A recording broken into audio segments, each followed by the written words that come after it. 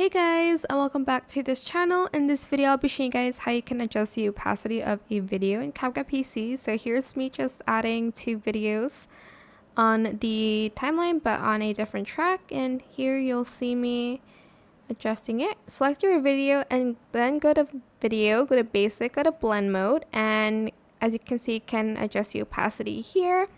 You can also adjust the opacity by using the blend modes. Here I use the overlay 1. You can also change the opacity of text here as I'm showing you right now. Here you can adjust it in the blend mode as well. You can also adjust the blend mode of, the opacity of stickers.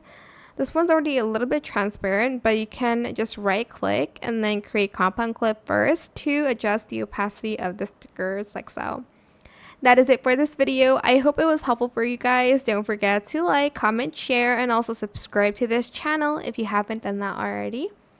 If you have any more questions about this video, just leave it in the comment section down below. I will try my best to answer them all for you guys.